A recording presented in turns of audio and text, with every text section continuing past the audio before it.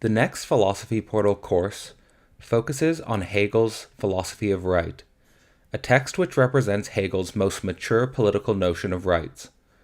The course starts May 18th, 2024. To find out more, visit philosophyportal.online. Philosophy Portal also focuses on publishing community works. We have so far published Enter the Alien, inspired by Hegel's Phenomenology of Spirit, and Abyssal Arrows, inspired by Nietzsche's Thus Spoke Zarathustra. To find out more, visit philosophyportal.online. You can also find my solo books, Global Brain Singularity, focused on the relation between humans and technological singularity, Systems and Subjects, focused on the relation between general system science and continental philosophy, and Sex, Masculinity, and God, a trialogue about sexual energy and theology. You can find all of these works at philosophyportal.online. Welcome to another philosophical conversation. I'm here today with Arran Rogerson. Arran is the author of a blog titled The Torch. Although he's never appeared on the Philosophy Portal channel before, I've led a presentation on the Golden Shadow YouTube channel, as well as had a conversation with Arran way back during coronavirus times, which I think really are informed by similar themes and that we're going to be discussing today. And also the whole concept of the torch is a concept that Arran's been developing for many years now, and I've been paying close attention whenever he's developing that concept, because it's oftentimes material that's very closely related to the philosophy that most interests me. And it's always a challenging read on both an intellectual and an emotional level. So thanks for being here, Arran. I mean, I think maybe the best opening question, or the opening framing for the audience, it should really just be about the torch. What is the torch? Where did that idea come from? What does it mean for you? And we'll just go from there. Yeah, the torch is a concept. It's a metaphor that I think has been close to my heart my entire life. And it's only within the last 10 years, let's say, that I've tried to kind of like formulate it into a philosophy that could be expressed out loud. It's always something that's like felt true to me. Um, but essentially it's my take on the nature of existence. It's like what is life about exactly? What is it that humans do? You know, each of us is kind of thrown into the world, and then we live this life and we do certain things, we make certain choices, we value certain things. And, you know, I've always wondered why, why those things, what is it that humans do? And to me, I think the best way I've found to kind of explain that, the best way I've found to kind of orient my own life and make sense of what's important and what I should be doing is this metaphor of torch. So that metaphor, is it, I mean, if, when I think of the torch, when I think of that as a metaphor, of course, the first thing that comes to my mind is a fire specifically, and a light. And when you're saying, this metaphor represents your take on human existence and what humans do, um, what is it specifically that the torch is representing in terms of those actions and in terms of our existence? Yeah, I think if you're going to be, you know, to put it in simple terms, I think that we exist inside something that transcends us, essentially. It's like, I think it's easy for us nowadays to get kind of caught up in the idea that the only thing that exists is me, and I'm just sort of this static thing that's just sort of here. And the universe began when I was born and it ends when I die. It's like we don't say that out loud, but it's kind of almost how some of us interpret our lives. But I think the reality, not just philosophically, but the reality that it actually, I think, influences the way we see things in the world, and like the actual objects that reveal themselves to us in the world, they're actually part of something that transcends us, which is like this stream of life, this stream of energy that dates back billions of years, I think. And continues after we die, and that we're actually part of this thing that's sort of traveling through the cosmos, through time. Um, and the torch is an obvious symbol for a reason, because the notion is that we are in some way something that's been passed down from the past, something that we've inherited from our parents, who inherited something, they inherited something from their parents, and so on, dating back, generation after generation to the past. And we inherit this energy, whatever it is, and we pass it down to our descendants, to our children. And, every human alive is part of that. They all have parents, they all have ancestors. They might not all have children, but still we're all kind of caught up in this matrix, this continuum, um, that's traveling beyond lifetimes. Uh, and the image obviously is that our parents have a torch, let's say, in their hand, and as they're living, they're like carrying this thing around, and they're trying to make sure it doesn't snuff out. They're trying to make sure it is being cultivated and growing bright and beautiful and shining out into the world, almost like they're traveling through some kind of darkness, that's like trying to snuff out this torch, and they're protecting it, and then eventually they pass it on to you, and then now it's your job to keep carrying that. And that's essentially what I think life is, whether we like it or not, whether we acknowledge it, whether we agree with it or say it out loud. I think this is what humans are doing. And that if you were really going to investigate, if you're really going to ask anyone about their life, like, why are you alive? Why do you do this and that? What's your philosophy of existence? It would have to get back to something along the lines of this idea that, like, I am part of this continuum. Um, and yeah, the torch is just the simplest way, I think, to demonstrate that metaphor. I mean, implied in that sort of and thank you for that explanation. I think that's helpful both for me and for the audience to sort of get a better sense of what you're up to with the concept of the torch, which of course is orienting your blog, which I'll leave a link in the description to that if people are interested in checking out your pieces. But what to me, what's implied in the way you were starting that explanation, in specifically in terms of many of us can walk around interpreting our life as if it's only me, is that we're living in a certain narcissistic culture or an egocentric culture today. Is that sort of the what you see, or how you're interpreting modern society or postmodern society, or however we want to describe it? I mean, I think it's irrefutable that there's some of that going on, right? I think people can kind of tend to exaggerate about how bad that is. You just like, like everyone's living this way, everyone's a narcissist, and everyone's living this kind of egoic existence where all that's real is the ego. Uh, and some of that's true, and I think there's definitely a narrative in modernity of that idea of like extreme radical individualism. Uh, and I think there are forces at work that are pushing that narrative for a reason, for their own goals or for their own agenda. Um, so it's out there.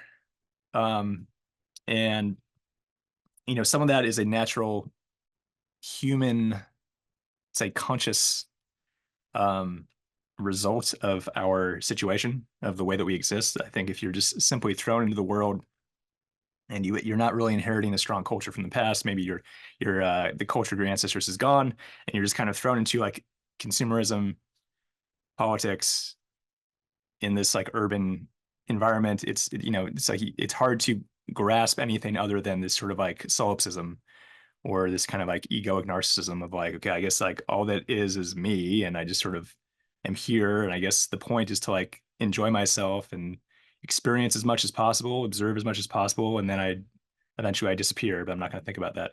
Um, so I think it's definitely a prominent narrative in our society. I think it's a prominent sort of take on existence. I think people, will say this out loud often, which is kind of just like, someday you're going to die, so like you better live it up right now.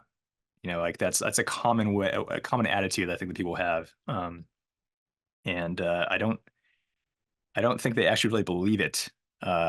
if you were to investigate deeply into that idea, just like, do you really believe that, the only point of existence is to sort of live it up and enjoy yourself? I don't think people actually believe that.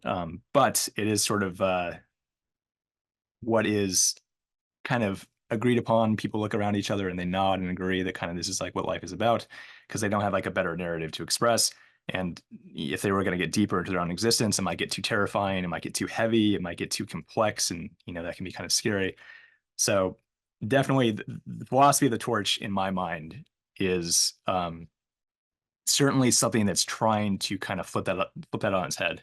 So you might say it's anti-narcissistic, it's anti-individualistic to an extent. It's not like it's pure collectivism or the individual doesn't exist and it's actually a bad thing. It's not exactly the other opposite extreme, but the torch is sort of an idea that your existence is about something that transcends you.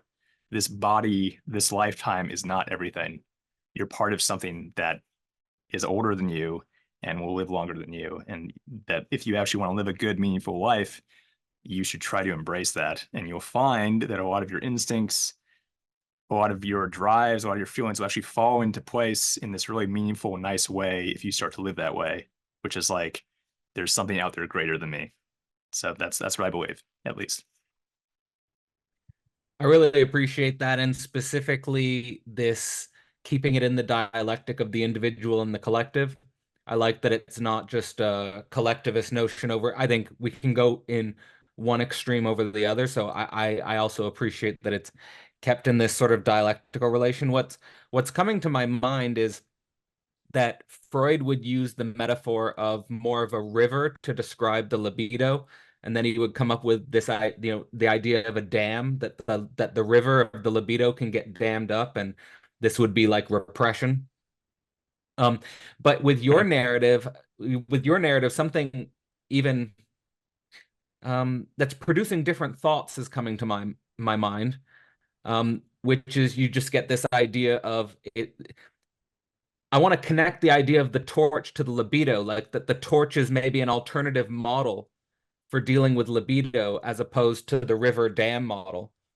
So you've got the river Okay. dam model, which is basically like the libido's flowing and can get dammed up.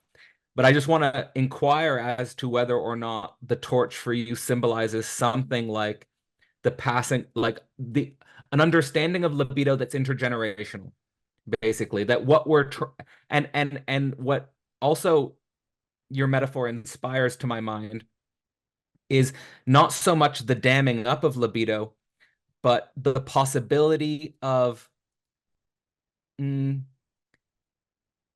almost like the ethics of misusing libido in the context of the totality of sexual energy. That Okay. it's in danger, that we can misuse it, like the light can get snuffed out. So I don't know. Those are some of the ideas that are coming to my mind, but the basic question that I have is the torch and the fire of the torch, the light of the torch, signifying something like intergenerational libido? Yeah, I think you could say that. Part of what I'm trying to convey in my series, and something I think is sort of key about this notion of the torch, this philosophy, is that it kind of like governs our drives and our instincts and the reason we do things. And it does so whether or not we're aware of it. In fact, more so, it does so in a way that we're not aware of, in a way that's very unconscious. So if you want to talk about the direction and flow of our psychic energy, or the investment that we put energetically into our lives, like what's important to us and what's not, what's worthwhile, what's not, what is worth our time and what's not, definitely intergenerationally. Um, if you get into like the phenomenology of being human, it's not just that I think the torch governs uh, the way we see things. Like it kind of colors, it filters our perception in a way that is trying to drive us towards like an intergenerational existence. But like even the things we see themselves, like the very objects that reveal themselves to us, are governed by the torch, which is why I think you can't live outside of it. So in that way, I think yes, like it's our libido is heading in a direction that I think is to carry the torch, whether we're conscious of it or not. And the flow of that energy is moving towards intergenerational existence, as if like the libido is actually of something that's not the individual. The libido is actually more of this like transcendent cosmic thing that it's actually, moving in this direction through time, let's say, and each individual is kind of just this little link in the chain, but like the chain is like the actual thing. So the libido, let's say, that you have as an individual, it's not actually yours. Like you don't own it. Like it kind of owns you, you might say, and it's actually like the libido of the chain. This cosmic thing that's 4 billion years old, let's say, or maybe even older, who knows? That's just been kind of growing and wiggling through time and unfolding over the course of the life of the universe. I think it's a super powerful metaphor, man. And again, I get this idea of this relationship between we're th we're thrown into this chain, and if we behave in sort of an egotistical or narcissistic way, it's almost like we think that fire, we think that light is in some sense cut off from the chain as such. But submitting to it, passing it on, sort of requires a difficult challenge and an adventure to keep it alive. Um, and I guess the other sort of interesting connection there with your metaphor and the history of philosophy that comes to my mind, especially when I read your work, is Plato's cave. Of course, in Mm, Plato's cave, there's the cave walls, the shadows, the illusions on the cave wall, and there's this narrative of breaking free of the cave walls and mm, the illusions on the wall, and seeing sort of the truth of the light, uh, and so forth. And this is sort of a philosophical journey, a philosophical narrative that Plato's setting up in this relationship between illusion and truth. I was just wondering, was Plato's cave in some sense an inspiration for this notion, or have you had any contact with that metaphor as interfacing with the idea of the torch, or um, Plato's cave definitely is like the archetypal like spiritual journey. I think it's kind of like it's a universal almost to like any notion of like spirituality, like awakening, shadow work. It's all kind of conveying this deeply human, deeply archetypal story, right? Of like waking up, of like you're someplace you're not supposed to be, or you're in darkness, you can't see, you're blind. You need to find a way out of the cave back into the light. You need to open your eyes, you need to wake up.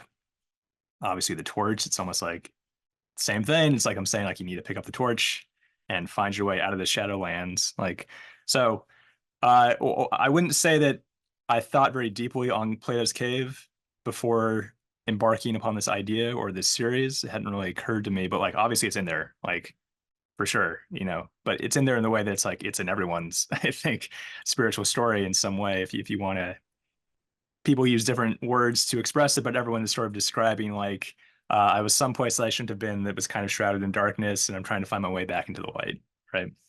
And absolutely, that's the Shadowlands as a concept, as a series that I'm working on. It's like I'm absolutely trying to do that.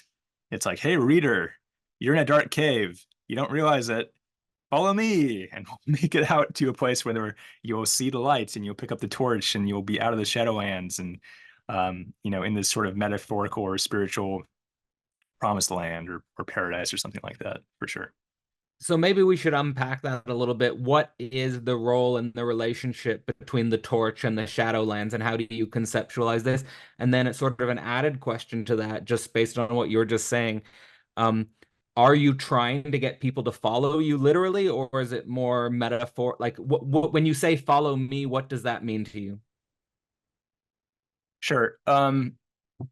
So the torch is like the core philosophy, right? That's like at the center of my work. This specific series I'm working on, this essay series, uh, is called Shadowlands, and I thought of that idea because it's not just the metaphysics of the torch. Like it is a lot of that, but it's also sort of a journey through history. Um, Not exhaustive, obviously, pretty cherry picking aspects of history, but essentially trying to explain, uh, if the torch is real, if this is an actual good metaphor to describe our existence, it's like, okay, so where does that come from? What are the origins of the torch? What does that even mean? And then, I think you have to kind of explore uh, the environment in which humans evolved, which is, definitely older than the last, several centuries. Um, and then also explore how did we get to our modern times? So if I'm talking about our modern existence as being sort of like in the shadowlands, or that we are in some sort of spiritual crisis, or that we are experiencing, many of us, not all of us, let's say, but many of us are experiencing a spiritual crisis of some kind, of feeling like we're in darkness. Why? How did we get here? What happened? What led to this? So the Shadowlands is essentially that journey into the Shadowlands historically, and maybe sort of like an idea of how you might journey out of the Shadowlands, like in a sense, like Plato's cave, like how you might find your way back to the light. As far as people following me, I think the series, the way it's formulated, is not only descriptive. Like I think the first half of what I'm doing is descriptive. It's trying to say like this is the way things are. This is what life is. This is what existence is. But there's also a prescriptive components that will probably emerge in the second half of the series, which is kind of like what can you do about it, or maybe what should you do about it, or how should you live your life. Um, so in that sense, the kind of idea of like follow me is a little bit just like describing that prescriptive component, which is like the series is a journey. So you can follow me as an audience, you can follow me as a reader, just like you might follow any author as he dictates his story to you. Um, but the idea is hopefully that someone who reads this series is going to uh, end up someplace at the end of it that they weren't at the beginning, and hopefully it will have change something, or help them come to some kind of realization, or at the very least sort of challenge them, and maybe opened up a kind of gateway into some further exploration that might take them somewhere else besides my writings.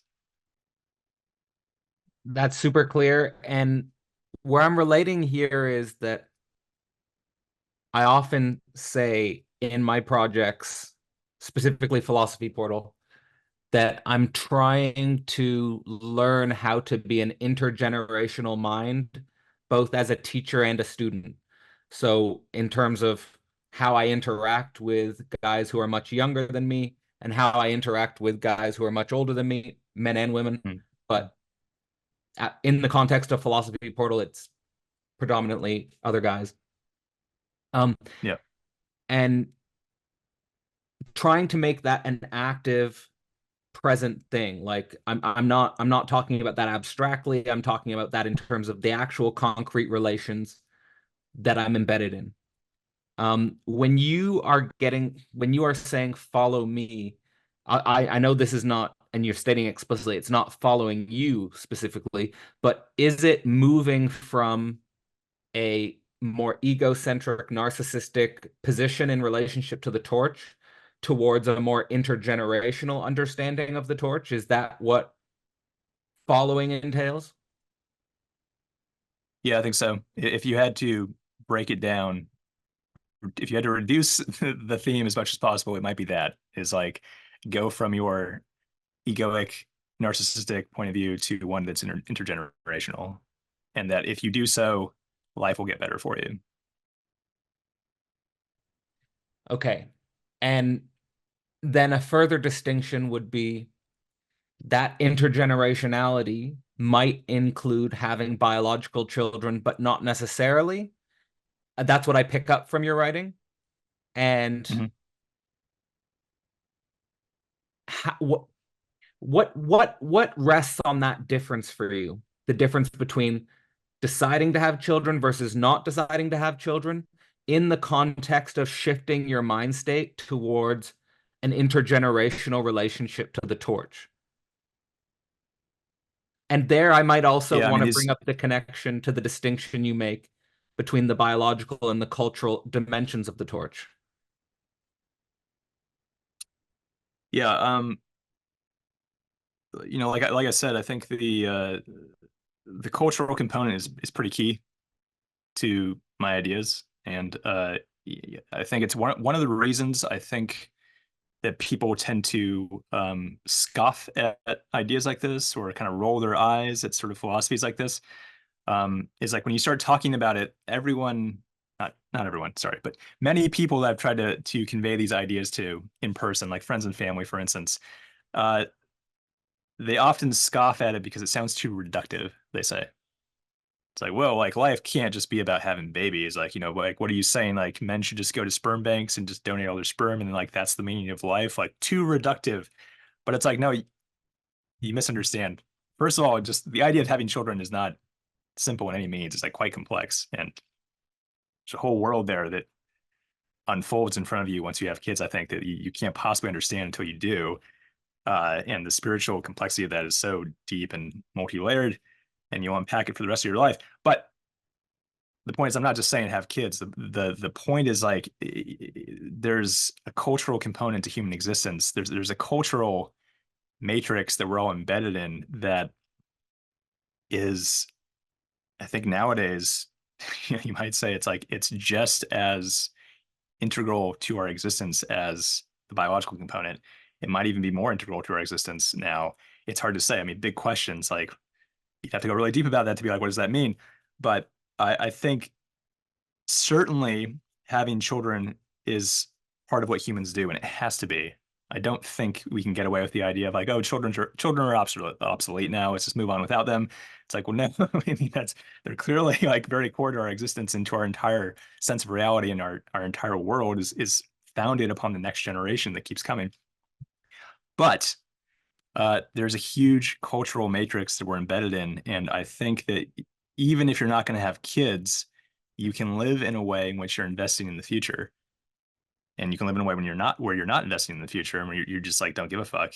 Like it's like, well, I'm just going to die someday. Who cares what happens like in 100 years? Like not my problem. And you can do that, but like I think ultimately people will find that's actually not very satisfying. Even if you try to live that way, you'll kind of find, well, like I need to just like kind of keep finding the more intense hedonistic thing to do, or the more intense masturbatory thing to do in order to find meaning in my life. Whereas if you're living as if the future matters, and that you know that you should be planting trees that will grow after you die and provide shade for something that comes after you, that if you live that way, even if it's not through children, but let's say you're committing yourself to the greater good, improving the world down the line, the climate crisis, I think it has to be embedded into the idea of if you're a climate activist, you're not simply working for your own lifetime, presumably, right? You're working for all future lifetimes. Um, and that you can plug into that. You can plug into the idea that you're working towards something that transcends you. Uh, and that can be cultural, can manifest in all kinds of ways. Um, or it can be having and raising children, which I think is extremely important and extremely rewarding and meaningful. But it's all those things. So it's not reductive. I don't think it's not simple. It's very complex. And a lot of questions arise about like, well, what's doing good work for the future and what's not, because that can be confusing. Some people think they are, and maybe they're not. Some people think that a lot of their actions are actually building the greater good, and actually it's like, no, it's actually leading to some totalitarian nightmare where millions of people die. Like that probably wasn't very good for the future. Like who knows? So it's complicated, but that's the key point. Is like there's a biological component of the torch, there's a cultural component of the torch. They're combined into some sort of weird interwoven package with humans. You can't take one away from the other. They're both embedded in each other. But that thing, that energy, you're carrying that. And so, protect it, nourish it, feed it, take it to the future, pass it on. And that's how I believe people should live. Yeah, I think it's very powerful, and I don't think it's reductive at all. I mean, in my understanding of the history of evolutionary thought, the reductive tendency is to reduce everything to, let's say, a neo-Darwinian paradigm, which would be reducible to genetics. And in the anthropological literature, in the evolutionary anthropological literature, I mean, it's been recognized for a long time that you can't understand the human being without understanding evolution as biocultural, and that there's these biocultural feedback loops which sort of govern our whole evolution, and which exert different selection pressures than the pressures that are just on purely biological organisms. So I think it's really important the way you're expressing this relationship between the biological and the cultural. Um, and I also think it's interesting to focus on the energy as such, or I might even say the drive as such, that the drive as such or the energy as such is not reducible to the biological or the cultural, but is like a strange third thing, which is both at the same Yeah. time. So you understand it the same way. And that it's this energy, it's this drive, which is sort of the a priori, which every human being has only ever known existence through. And I think in one of your articles you say that this is the matrix. Like the matrix is this biocultural energy drive. And everything is built around that. And to me, that's a much more um, evolutionary, it's a much more organic, but not reducible to the organic metaphor for I think what Plato's cave is trying to get at. Like it's to me, it really is a metaphorical upgrade in some sense.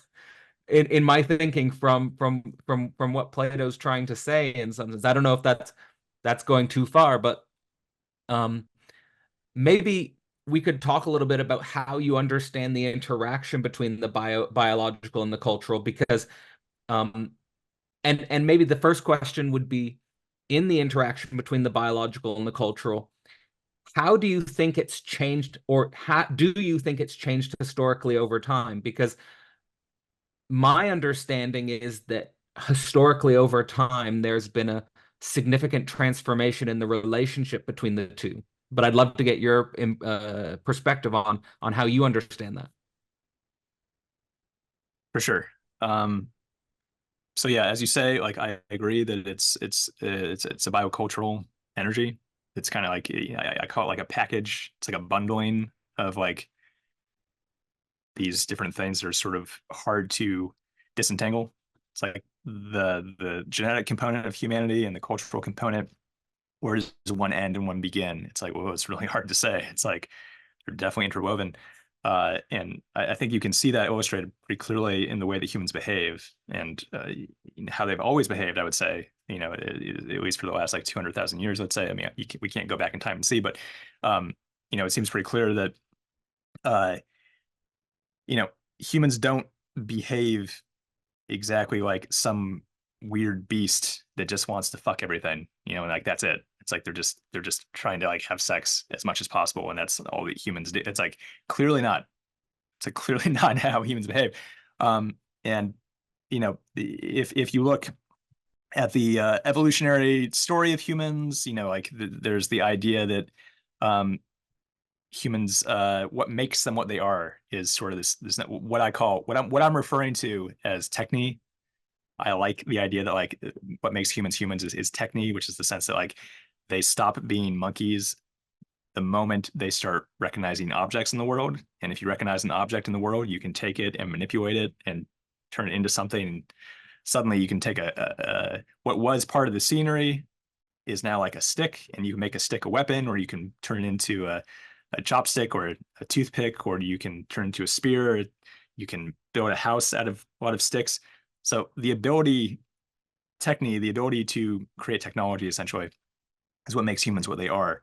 And the moment that happens, like it just becomes this weird feedback loop of like it's influencing biology, and the biology is influencing the techni, and it's kind of doing this thing. So, it leads to humans discovering fire, let's say, right? And it's like animals don't do that.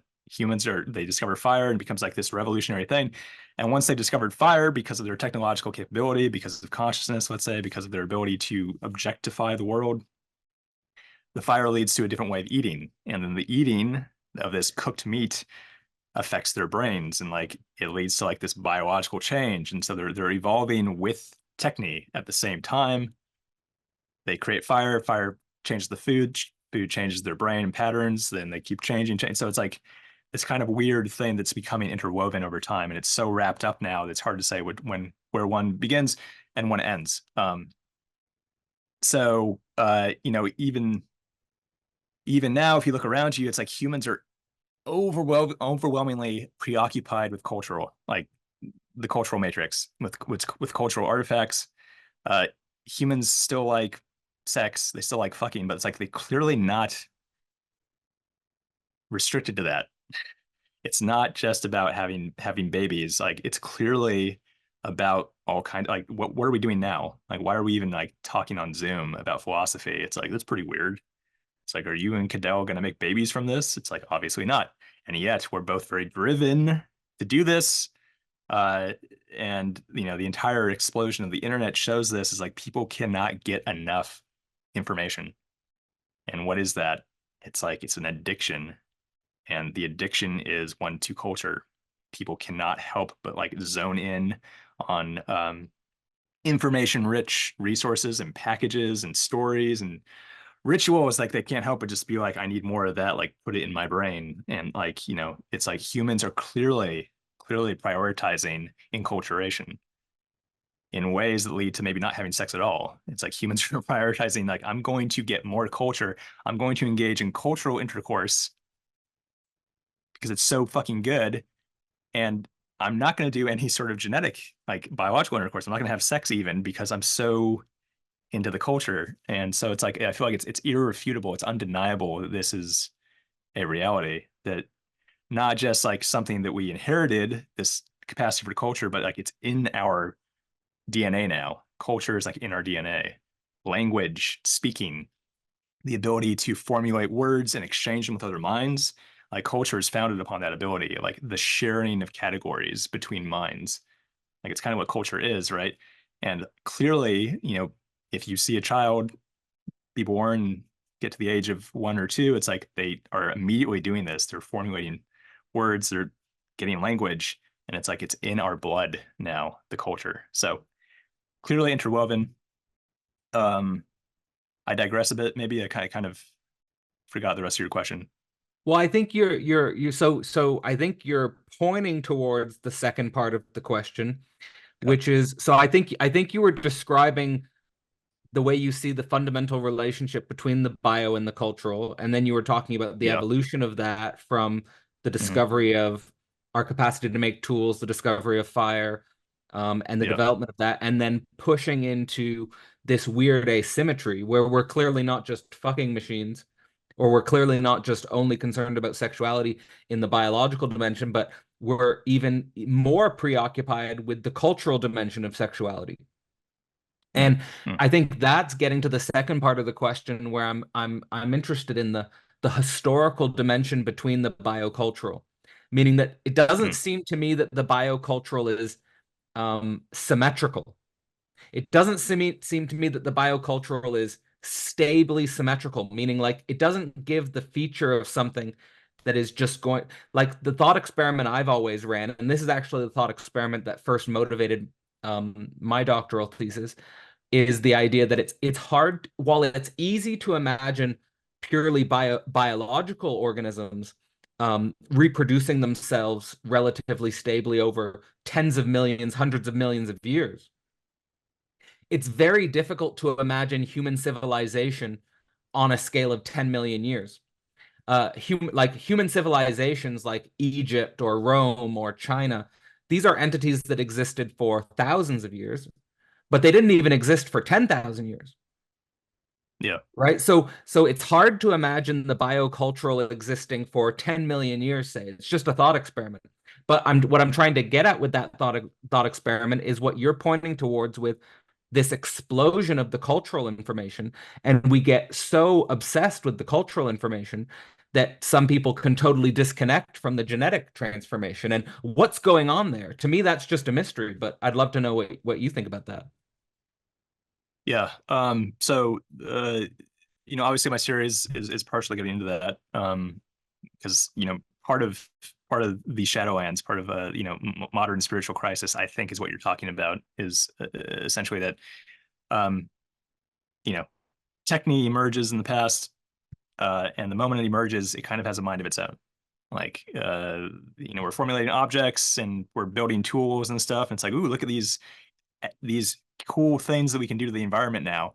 But before long, it's like this culture that's sort of intermixing, and over time it's kind of like becoming more complex. It's like it sort of has a mind of its own, right?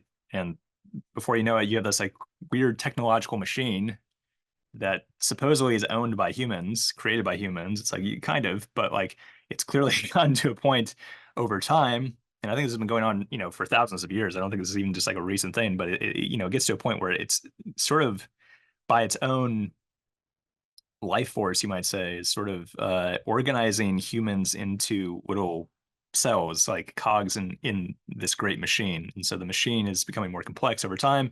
And, especially much later in the game, like, now in our current lifetime, it's like we're all kind of just sort of thrown into the machine, and we're sort of just sort of cog in it. And it's almost like you have no choice. It's like, well, I kind of just like am in like this weird city, and in the city everyone's sort of divided up into these little cubicles, and we all have jobs, and these jobs seem to perpetuate the culture or the machine more. And it's almost like I don't have a choice. Like it's like I can't escape this. um I have computers around me and televisions, and like I have a phone, and there's cars, and it's almost like, do I have a choice to not live this way? It's like I guess I could like hike out into the woods, probably die though, and or have an existence that wouldn't feel like right to me. So I think we're kind of thrown into this like enculturated, complex um machine. I think it's like the simplest way to put it, that kind of has a mind of its own. So it's not clear to me that that's an improvement upon the past. It's hard to say. It's like big questions, right? And I think, as you're saying, like, the biocultural energy, the time between human being animals and now is actually pretty short as far as that timeline. And it's like hard to say. It's like, okay, so like the human civilization, this whole notion of the biocultural existence, like, is it going to last 10 million years from now? It's like it's really hard to imagine that at the rate that we're moving. And if you try to say, well, what is going to exist in 10 million years? It's like, who fucking knows? It's like it's a very difficult question. But it does seem to me that the cultural component is, how would you say, self-perpetuating. It has a mind of its own. It's not quite a human mind. It's something that transcends that. And is it going to be paperclip maximizer, or is it like Arthur C. Clarke, the next phase of human evolution, like take us to Jupiter and suddenly we become like the Star Children, and like that's like it's hard to say, but it's probably neither of those things. Something we can't even imagine is what I would say. Yeah, no, this is the exact dimension of the thought experiment that blew my mind, is that it's so easy to imagine something like the descendants of chimpanzees, or something like the descendants of dolphins, or something like the descendants of lions 10 million years from now. But when you apply that same logic to the biocultural human experiment, like what exists as our descendants 10 million years from now, it's like that does not compute. Like it's like in and I think that this is evident in science fiction, like you're bringing up, like Arthur C. Clarke's Star Children, that science fiction, whenever science fiction plays around in this territory, there's always some sort of fundamental transformation. There's always some sort of qualitatively different type of being, um, Mhm. which is required to make sense of the logic of our future evolution. And you mentioned many times, I think several times, this idea that this process has a mind of its own. Like that there's a and you said that's even not a human mind. So when I guess my question is, do you think with the appearance of the biocultural process in human civilization, is that already sort of beyond the human? Like, are we like when people talk about post-human or transhuman, Like, are we always, have we always already been in something that transcends us beyond the human, do you think? Um, it's hard to say like when maybe it began. Let's say like, as far as like if an entity that is post-human could be said to exist, like when did it begin to exist? Was it 200,000 years ago, the moment that humans, started formulating objects and tools? Probably not, but we can't get outside of our own human perspective, I think, to actually see the entity for what it is. And again, you get into weird questions about like what does it mean to have perspective in the first place, and can we imagine a perspective that's not human, it's post-human? Like, so, if there was some sort of advanced alien being watching the Earth from the outside and being like, what's going on Earth? They might say, oh yeah, this the global brain singularity is alive. Clearly, it's kind of young, but like it's clearly alive, and it has all these little cells that they call humans, and he's getting his wings. He's like starting to kind of try to fly, and he's like organizing all the humans into his machine, and he's trying to take off, but he's not there yet. Give him another 10 million years, and he'll be there. It seems likely to me that there is something kind of like that going on, and I think that culture is that. Again, like to see that from the outside, I think is really difficult. I think it's impossible for us to do that. But I think if with clear eyes you are looking at human civilization, it's like it's pretty fucking weird what's going on.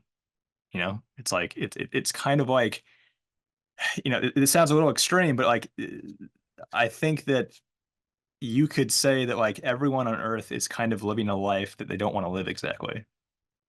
And it's like, what? How does that work? It's like, it's like we kind of don't get to choose how we live. And instead, it's like we're part of some big machine that's choosing for us. And it's like, I don't know if I want to live in this city and work these kind of jobs and drive around in my car. And maybe I want a different life. And it's like, but I don't really feel like I have a choice. And, I think like, a thought experiment that I think is useful for this is like, essentially if this thing emerges that's like let's say what's called like a company in like a capitalist society, it's like there's this pattern of everyone is competing to try and work for the company, right? And people step on top of each other, and they're having to be really cutthroat, and they're having to like sacrifice a ton of their time to kind of make it into the company and get higher and higher. And even though people get fired, lose their jobs, it's like the company still stands. And so it's like we're these little bricks building this great temple. And even though each of us as a brick can get replaced and fall out, we're all going to keep competing to be part of the temple, and the temple will stand no matter what. And that's like kind of like a metaphor for our society, is that we're all kind of competing for a place in the temple. But like, what's the temple? Like, what is this like this thing that we're all competing to try and find a place in to survive? Um, it's hard to say, but it clearly exists. And so it's like, I don't want to compete with you to survive. Like, why do we have to do this? Why do we have to like, uh, step on top of each other and hustle and not sleep very much, and maybe not do any of the things we want to do with our life, and maybe not even have children because we're competing just to like make enough money to pay my rent. Like, why are we all doing this? And it's almost like, well, you don't have a choice. You're just kind of thrown into it. And it's like, what the fuck? Like, what is that? What is even going on? Like, and I think the kind of the narrative of like, oh, well, there's puppet masters at the top. There's people just who are like forcing this to happen, is like, that's not a good enough explanation. It's like even the people at the top, I think, kind of don't know what's happening or why. They're just sort of like, well, I'm at the top, and so I'm a puppet master, but like I don't know why I have to be a puppet master. So anyways, some big questions there, but that's some perspective. I just want to sort of just express just a raw spiritual kinship that I feel with that Mm, perspective and the way you're thinking about it. mm, Like you're expressing yep. things that I feel on a very visceral level, and that almost I would Yep. describe my day-to-day existence pathologized by these types of um not questions, but pathologized by these types of um speculative observations. Specifically, like, this, like, one, on like a very simple level, like this idea that basically people come up with conspiracy theories or psychotic explanations about people at the top are responsible for the structure you're describing, which has never been Mhm. very satisfying to me or never been very convincing to me. Um, but the main thing being like this constitutive impossibility of the human being, like like one you first described as like this impossible gaze, like we can't see ourselves, we can't see like what defines human beings is like this impossibility of being able to observe the process that we're in. And then the key point is that we don't have a choice. Like we can make a whole bunch of choices, and I think we're becoming more and more aware of this as modernity develops, because we get more and more superficial choices. Like I can have this car or that car, I can have this candy bar or that candy bar, I can watch this TV show or that TV show. But there's something that's fundamentally, existentially, or ontologically barred from us, like that we have no choice. And I think that you're bringing to consciousness this impossibility of choice, which many people I don't think ever cognize in this way, because they just, like, for example, stay unreflectively within a life world that they don't want to be living, or they try to escape to the woods, or they try to escape and separate themselves from society, and or live a monk life, and they just live out their life in a sort of monkish type of withdrawal. But what's at stake in reflecting on this impossibility of choice and then staying in human society, staying in the experiment, even though you've reflectively brought this to consciousness? That seems to me to be a very difficult spiritual space to navigate. Yeah. And it's also why I think your Um, project is important. yeah. Thanks for saying that. Um, yeah, I think a metaphor for it is, if you're a puppet and you can see the strings, are you no longer a puppet? And I'd say the answer is you are still a puppet, but the quality of your existence is different now. But still, if you if you're aware of the impossibility of choice, or if you've become mindful of the sense that you seem to be stuck in this machine and you can't really get out of it, you could convince yourself maybe you could get out of the machine by like you said, like becoming a monk, or living out in the woods. But even that is kind of like not it's not exactly right. I want to be careful there. I don't want to say anyone doing that is wrong. Uh, but from my perspective, from my own reflections on my own existence, it's like it doesn't seem like those are actually solutions. Like it's like that doesn't solve it. It just kind of like it just sort of reframes it in a way where you still are faced with the same kind of problems.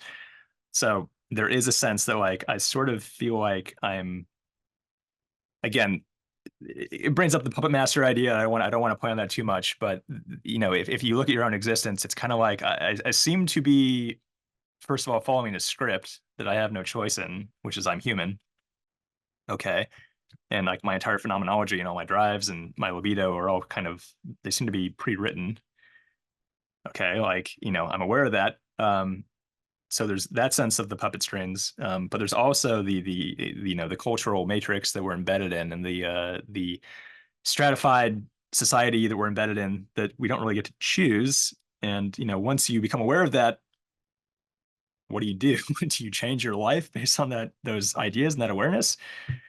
I think if you try to change your life, and a lot of people do, and I think they should, because it's a good adventure, it's a good spiritual journey, you learn about yourself. But if you choose to try and break out of the machine after you become aware of the machine, I think you often find that you just end up deciding that in the machine is the best you can do, or it's fine, it's enough. And I think, for instance, a lot of the human experiments that people have tried to perform in the last several, well, in the 20th century, let's say, it's like you can see like communes are a good example of this. Is like people recognize like, hey, I'm in this like weird machine, I don't like it, like this doesn't seem like a good way to live, let's exit and we'll start our own civilization, our own society, free from all these things. And then you get cults and Intentional communes, and communities. sure. And they don't really work. sometimes they kind of do. They might partially work, or maybe they work in a way that's good enough for certain people. But ultimately, the kind of the story of like I'm going to choose not to be part of the machine, and I'm going to choose my own existence. You'll find you can't actually do it as fully as you want to. And most people will actually decide, oh, this was an interesting experiment. It didn't fucking work though, and I'm returning back to the machine because there's nowhere else to go, right? Uh, so I think that's kind of as you're saying, that's sort of a spiritual crisis that we're faced with. And there's layers of that. There's the fact that I'm embedded in the machine. There's the fact that like I'm a human, and do I follow my programming or not? There's um the awareness of death. There's the awareness of mortality, etc. Like all those things are kind of like, oh, now that I know these things, does it change my life, or is the spiritual adventure of like how to live while being aware of these things? And I think that's the adventure of philosophy essentially is journeying into that hell, you might say, or journeying into that darkness of awareness. Yeah, well said and well expressed with good examples. Especially appreciative of the examples you're trying to give with this logic of there's the one level is it's like a basic negation. The basic negation is I don't like the machine. I've recognized I'm in the machine. I don't like the machine. And then the immediate sort of next logical jump is, well, why don't we start our own community that's better than this machine? We could do a better community. But like you said, those don't seem to work either. So in that context, I'm not sure how aware you are of my engagement with this discourse, or what your position is in this discourse. But I would love to get your perspective on the game A, game B thing. How do you relate to the idea of the game A, game B thing? Because my interpretation of it is that it's this first negation.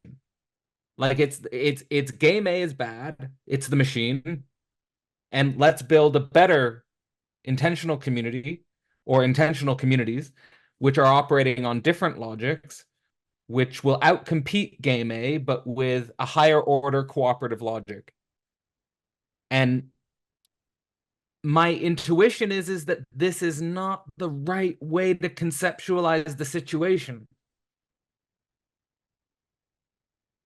Yeah, I want to be careful here because go ahead. And I don't want, and I know that I already framed it in such a way as that I'm telling you my position, which I don't want to over influence the way you frame the situation. But if there is a way you're conceiving of it within this metaphor of the torch, maybe you'd help me conceive what's going on here. Yeah. So yeah, I want to be careful here because I'm not. I've never been part of the game B movement or scene. I can't say I've really explored it very deeply, so it's hard for me to provide any more than kind of like a superficial take on it. So anyone who's a game beer who's watching, like, I apologize if I come off as ignorant, but I think I agree with your sentiment. Which to some extent it's I think essentially there's a classic pattern I think that you can see in this kind of thinking that I think is true throughout history is this sort of kind of dualistic notion. And as you said, it's like the first negation. The first dialectic essentially of just kind of like this is bad. It's like why don't we just do B? Like A is bad. Why don't we just do B? And like at first it's kind of like great. Like, what a good idea. Like, we'll solve everything by doing this other thing. And often it's like the opposite extreme. Like that's how the dialectic works. It's like let's go the opposite pole because that's the only thing we know how to do. And that's been my observation with Game B. Lots of love and kindness to everyone who's trying to think of alternative ways to live, and essentially, I think everyone not everyone, I can't speak that, but most people who I think are caught up in this narrative of like, why not choice B? Like, why not do the thing that's, the better choice? I think those people mean well, and I think they're actually trying to make the world better, or they're trying to do something for the greater good. And like, God bless them. Like, absolutely, like you have to. And it's always like the first choice. I mean, sorry, the first step, that first negation, on the way to the second negation, third, fourth. And you eventually get like a more complex um, philosophy, a more complex way of life as a result of that. Everyone has their first negation with everything, right? And that's the first step towards something that is better in the long run. But the first step is often naive, and the first step is often kind of cringe. And game B to me seems a little cringe because I think you remember there was like that what would you call it? It was like a little short film that was made that was kind of like Yeah, had yeah, had yeah. it was pixelated, and I thought that film was just like mega cringe in a way that was like enjoyable. I was like, wow, this is like really bad. And there's all like the people that are in the dream this girl is having. They have all these accents, and they're talking about like uh reciprocity and equanimity, or something like that. And it's just kind of like it's like what a young person discovers when they first like or make contact with like spirituality. Someone who's in college, they've never meditated before, they start meditating, and they're just like, whoa, oh my God, this whole new world of like, this is the answer. Like, I've found the answer. Like, why doesn't everyone live this way? It's so obvious. All you old people, why are you so stupid? Us young people, we have the answer. It's reminiscent of that. And uh, I think you added in something about like how does this, reconcile with the torch? And I think if you're going to sort of interpret the torch as kind of like an alternative way of looking at the world or looking at your life, it's certainly not simple. Like I said, it's the metaphor is simple, but the metaphor is just kind of like it's something that's an accessible symbol to kind of like prod you, hopefully, onto a path in which you discover your own complex philosophy. You embark upon your own very complex, meandering journey into like what's it all about. And I think that the torch metaphor is a good place to start, at least, which is kind of like if you look at like the entire biological world, like everything that's alive kind of lives like this, right? Like even plants and trees, they kind of do this thing where they're sort of just like self-replicating, and there's multiple generations, and trees are trying to propagate for the next generation, and that's kind of what they do, right? And like maybe as a human, your life is also about that, at least partially. And if you think about that, it could open this whole world of like, oh, this is what existence is actually like. This is what it's about. And that's all I can do really, is like kind of like hopefully give you that shove in that direction. But the actual answer, obviously, there is no the answer. Like it's just like it's an infinite complexity of like where that leads you. But it's like Plato's cave. The idea is hopefully it leads you out of the cave, and like and then what? It's like, are you in the promised land? It's like no, you're just like in like a new darkness of like, well, what the fuck? I opened a door, and now there's 100 more doors to open, and like now So that's the spiritual journey, I would say. Um, Well, the next philosophy portal course focuses on Hegel's philosophy of right, a text which represents Hegel's most mature political notion of rights. The course starts May 18th, 2024. To find out more, visit philosophyportal.online. Hegel's philosophy of right approaches a science exploring the political tension between will and world, as well as their collision into family, community, state, and world spirit. The course runs through May and June, with the first class starting May 18th. There will be 5 lectures and discussions hosted by myself, Cadell Last, as well as 2 exegetical reading spaces with philosopher Dimitri Kroimans. You will get access to these courses for a lifetime, as well as an invitation to participate in a student-led conference and the opportunity to submit your own publication for a student-led anthology process. To learn the foundation of Hegel's mature political notion this May and June, sign up now at philosophyportal.online, and I hope to see you on the other side. Well, like why I keep comparing and even saying that the torch is maybe a metaphorical extension or some evolutionary update to the idea of the cave is because I would play around with the idea that once you, like in Plato's cave, once you leave the cave, what happens then? I would say once you realize the torch is something intergenerational, it's kind of like you're in the fire. And you're in the fire as such, and you've got to find a way to, because I don't think that, like, I would propose it's not that the fire as such is at risk of extinction. It's that your kindling of the fire is what's at risk of extinction. But the fire as such will keep going on and on and on and on. It's like this immortal chain or something like that.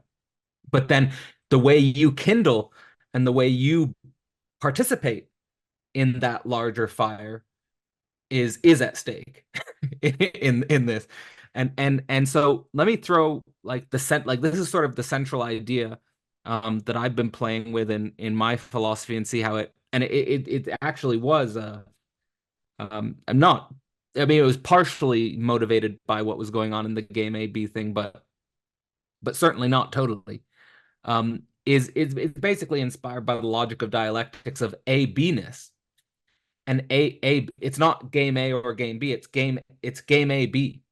Like and what that represents is the contradiction. And so like I would say, well, what I've been saying explicitly is, and if I was framing it in the language of your torch metaphor, it would be that to engage with the torch, to engage with the intergenerational nature of the torch as a human being, which I think is different than a biological organism, it would be living the contradiction of biological and cultural creativity at the same time. And I would say that human beings have always been bad at that. Like that's the challenge, is that to live biological and cultural creativity at the same time, to unify them in a contradiction, is the big challenge, because there's always a trade-off. And historically, I would say that we've always put culture to reproduce biology through religion. But now we've released from religion, and now we're just in cultural creativity, but we don't know how to biologically reproduce ourselves. So now the challenge becomes, how do we embody the contradiction of biocultural creativity without going into some sort of fundamentalist religion as a regression, in order to, like, as it were, make up for the fact that we left religion, historically speaking. So those are some ideas that I'm playing with, but just because your metaphor just so nicely interfaces with it to me, yeah, maybe get your thoughts on that. Yeah, that's well said. Everything you just said is like, yeah, nice. I think it's true. The bio and the cultural being at odds with each other, I think is absolutely true. And Yeah. maybe once upon a time back in the garden, like they were actually in harmony, and your instincts for culture and biology were kind of well balanced. But from the moment that culture emerges, I think you begin like the weird march into the shadowlands. Let's say it's like it starts to be that like the cultural component starts to kind of impede upon the biological component, and then like the biological component maybe tries to fight back, and it says like death to technology, like death to all this weird creative culture that's emerging. I think a lot of religion is about that. It's kind of a reaction to some of the historical cultural patterns that started emerging. It was like, whoa, humans are doing all this crazy shit now, and now they have this power of techni, and they're building weird things, and they're building these hedonistic, societies that are actually like, this is not good. So how do we, kind of like Sodom and Gomorrah type thing? It's like, let's burn down this weird cultural matrix that's formed as a result of our capacity for techni, and let's return back to the garden the place where we came from, where, you know, biology is really king. So there's a pattern throughout history that's kind of like this, you know, this dialectic that's going on of biology and culture and being at odds with each other. And you definitely have certain movements that are like kind of like more about cultural creativity, and some that are more about a return to biology, and they're like constantly doing this. And even today they're doing it like quite a bit. And you know, if you want to think about it in more kind of like personal, immediate terms, it's like, you know, for someone like me and for someone like you, I think that like it's actually quite difficult to live a creative life and still be tapped into the biological torch bearing. And you can phrase that in a lot of ways. It's like it's hard to make money being creative. Like that's one way to phrase it, right? So if you're going to pursue your creative passion, if you're going to live not necessarily as an artist, because that words become trivialized, but if you're trying to live a creative life in which like you essentially are not just following the predictable path, but you're trying to actually dive into like the wilderness of your existence and like pick and pull apart and like, you know, reconstruct and deconstruct your reality and to produce something that's elegant and beautiful and powerful, and, you know, explore what that means as a person, you know, that's the creative path. And it's fucking beautiful. And, you know, if you're someone with my personality, it's like it's everything. It's like I can't not do this. I don't know how to not do that. And every time I'm in a situation with a job, for instance, where I have to just follow instructions, it's like I can't, like my entire being is like I need to bust out of this prison. I need to create. And like I know like it sounds pretentious kind of to someone listening, but like it's just the truth. It's like I don't know how to not be creative. I don't know how to live any other way. And it's like it's an unfortunate reality, you might say, that like sometimes I think to myself, like, man, I'm cursed. I am cursed with a creative passion, and it's ruining my life because like I don't know how to live a normal life and be a creative person at the same time. It's like it's eating away at my ability to have uh friendships. It's eating away at my ability to uh you know, blend in with the culture of like my family and community. All the friends that I had in middle school and high school, they think I'm a total weirdo, and it's like it's painful. And you know, it's like if you don't have money and your home is someplace like San Francisco, Bay Area, it's like your life's gonna be fucking hard because you're trying to sort of mediate between this need for like the mundane realities of life, like money and housing and food, um, and being a creative person. And you know, even more so, it's like how are you gonna raise kids if you don't have money? How are you gonna raise kids being a creative person unless you are one of the top creative people, in which case you can make a lot of money. But if you're not one of the top creative people, if you're in the 99% of creative people, you're probably not making any money. And how do you do that? How do you do both? The answer is usually you don't do both. You choose. For someone like me, you know, I have a kid on the way, and so it's like I'm choosing both, and like it's terrifying. It's like, well, how's that going to work? It's like I don't know. That's the adventure. Like that's the fucking adventure. It's like trying to be both the biological and cultural component of the torch, try to really unite that package and like try to pass it on to the future. Uh, you know, and you might not succeed, but like that's the adventure. Anyways, lots of thoughts in there, but Well said. No, and again, yeah. I would just express sort of a spiritual kinship with a lot of those thoughts. To me, that's basically why I've come down onto this biocultural creativity as the central contradiction, and that the human beings never really, and that's I think the central claim is that the human beings never really figured this out.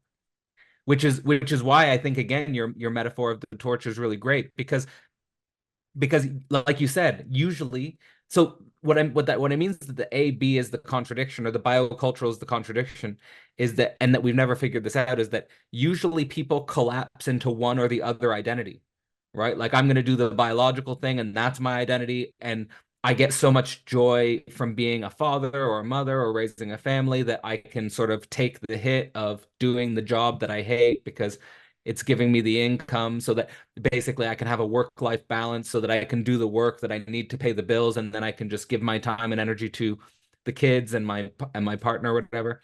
Or I say, oh, I'm just going to do the cultural creativity thing, and other people can take care of the biological reproduction. And I think this creates a huge split in the human species. And I think increasingly this split is going to become painfully, reflectively obvious, where I think you're going to have cells of human beings that say, no, we want to do the fundamentalist religious thing and just reproduce the species and have like 8 kids. And then you're going to have other people that are just like, no, I'm going to live an individualistic life and I'm just going to have an apartment in San Francisco by myself. And I'm just going to try and be like the greatest creator ever doing, so there's this, you know what I mean? There's this ripping. But is there, and I think this is like this is the beautiful dimension of, I think, what's going on in the game B community, is that I feel like people are trying to, like, that's to me how I would conceptualize it. People are trying to do both, but we don't have the metaphors, we don't have the philosophy, and we don't have the spaces that might be able to bring this contradiction out into the light, so to speak, so that we might like and not think about it in like an abstract way, like, but think about it in terms of like Arran and Cadell.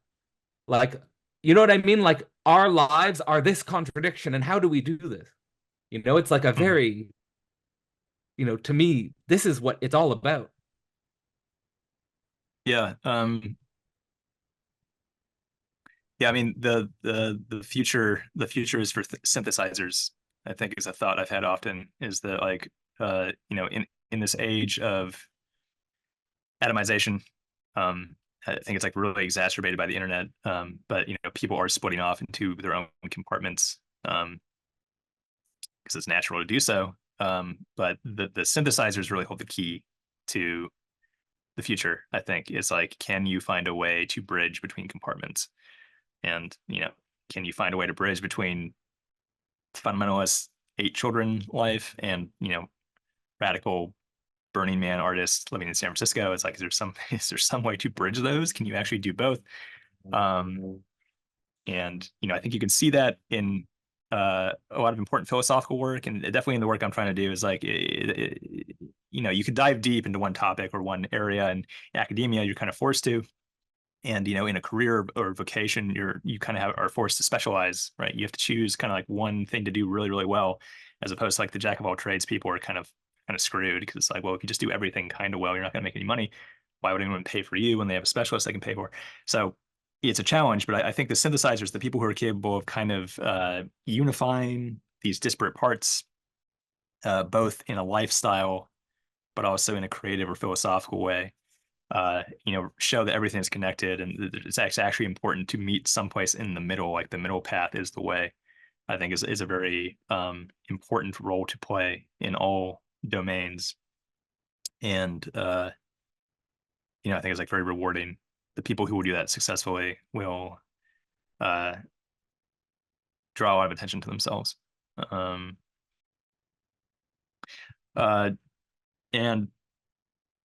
kind of bring up a point that you'd mentioned maybe a little bit ago, was sort of the idea of needing religion to kind of call us back to the biological component.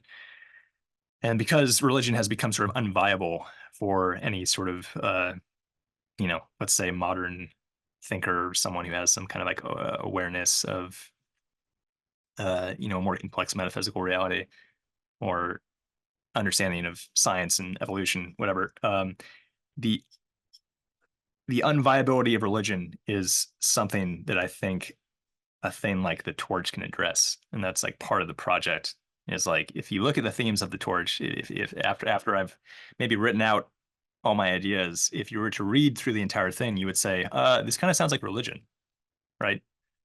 It's like, this kind of almost sounds like Christianity. It's like, aren't you just like replacing the notion of God with Torch, or like the notion of Christ with Torch? And because a lot of the ideas are essentially that you should have kids, let's say, or you should understand reality as being something that, like, this body, this carnal existence, is actually not real. Like, what's real is like this transcendent spirit. It's like, that sounds pretty religious, Arran. And it's like, kind of, but the idea is that you can read the Torch and you can kind of buy into these ideas, and they can make sense for someone who is well educated, who has a scientific perspective, who has, even a somewhat materialistic perspective on reality, you can actually buy into this idea of the torch. And I think it actually makes sense. It's like, oh, that somehow fits with my sensibilities. And it's not religious exactly at the same time. It's sort of a reframing of religious ideas in a way that can make sense to me. And like, that sounds powerful to me. Like, hey, person who's lost in sort of like empty, hollow, materialist, meaningless world, it's like you can actually find that fire in your life again through these ideas without having to commit yourself to being a fundamentalist religious person. And so there's So something how in there for me. So how conscious, how reflective is that dimension of your project specifically? Like, is this something that you're like, oh, this is kind like, so you develop the idea of the torch and you develop the basic, the basic way you're thinking about the torch and the torch bearer and things like this, and then you stumble upon its connections with religion and Christianity, or is this something that it was that something that's surprising, or was that something more intentional? I think it was something surprising at first in the work I was doing. I think anyone who's like kind of a thinker, anyone who's kind of oriented towards the philosophical perspective, like the pursuit of truth, whatever, is going to have that first negation, right? Of like, well, like religion is bullshit. It's like, like I'm 13 and like I'm so smart. Like you believe in God? Well, obviously that's not real. They kind of have that first negation. And the same was true for me. It's like, my parents are Christian, my family's Christian, and I rejected that at a very early age because it seemed stupid to me. It didn't make sense. It didn't fit in with my worldview. Um, but the idea of the torch was something that kind of just like developed through my pursuit of wanting to understand like what's real, just like straight up. It's like, what the fuck is real? What is existence? What are we doing? Like, who am I? Like, that's the drive is from that. And it naturally led to this philosophy of the torch. And then I realized as I was trying to explicitly write it out and map it out and develop kind of a metaphysics of the torch, it kind of it became sort of clear to me. It's like I feel like I am recreating the wheel, sort of. It's like I feel like I'm sort of recreating Christianity. Like maybe not exactly because I'm not a Christian academic. I don't actually know like the real true intellectual take on Christianity, let's say. But as far as like superficially, my understanding of Christianity and I think other people's understanding of Christianity, it's like it's kind of recreating what religion is often about, but it's doing so in a way that's not through, let's say, mythological or uh, you know, anthropomorphized terms. Like the torch is not a being. That's like it's sort of like it's a vague thing that's hard to define. You can't even find the words to really describe it that well, I think. Whereas like God is a being. And it's like, but the torch and God, it's like seems like they're kind of through my work on this, it's like they're kind of occupying the same space. It's like maybe they're the same thing. And it's like, oh, okay, well, now suddenly it's like, am I just recreating Christianity? I don't know. But if I am, maybe that's okay. If I say it out loud to people, maybe that's going to ruin it. And maybe I should like, don't say that, or else like they won't want to listen to you anymore. But those are the patterns I'm finding. And definitely through the series, I'm definitely going to focus some energy on being like, see how this translates over to a lot of religion.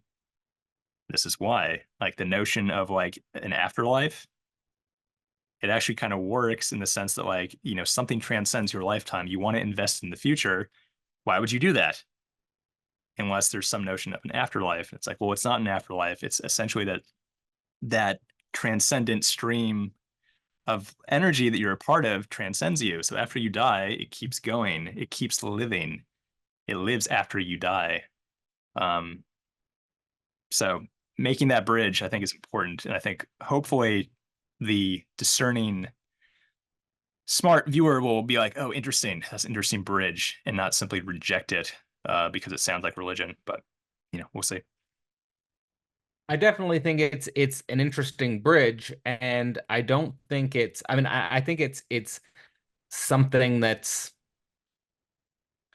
the way I would think about it is that in the history of psychoanalysis, especially in the tradition I follow, which is more the Frodo-Lacanian lens, there's this tendency of Lacan to stumble upon concepts that directly mirror onto Christianity. So, for example, like the symbolic order will be seen as something like the Holy Spirit or something like that.